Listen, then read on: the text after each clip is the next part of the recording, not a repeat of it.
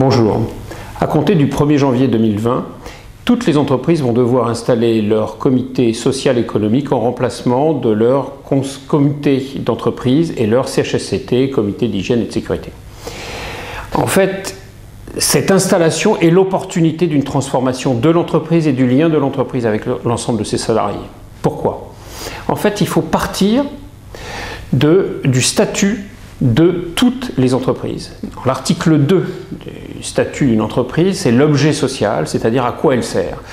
Et là, on voit que l'entreprise toujours se donne un objectif d'être utile socialement, utile économiquement à des tiers. Elle est là pour rendre service, elle n'est pas là pour se servir, mais elle est là pour apporter de la valeur à ses interlocuteurs.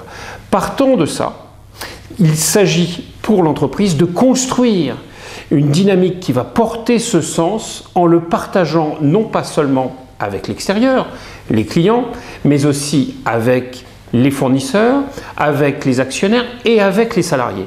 Et ce sens, pour le porter, il faut le mettre en débat parce que le sens est toujours défini de façon idéale. On tend vers quelque chose qui nous dépasse, qui n'est pas encore accompli, qu'il faut accomplir pour rendre de meilleurs services, en offrant de meilleurs produits, en s'organisant mieux.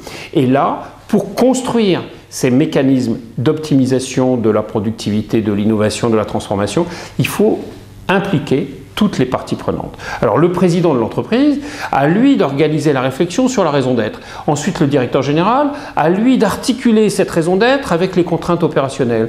Le DRH, à lui, ou elle bien sûr, de construire une déclinaison dans le mécanisme relationnel avec les salariés.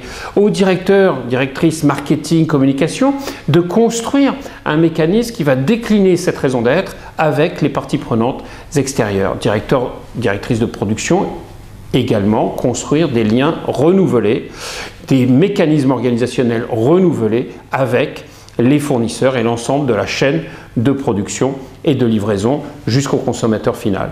Eh bien, le CSE, dans tout ça, peut prendre en charge cette vocation qui est dans ses obligations, qui consiste à organiser la réflexion des salariés et la participation des salariés à la réflexion sur les projets socio-professionnels et les projets économiques de l'entreprise.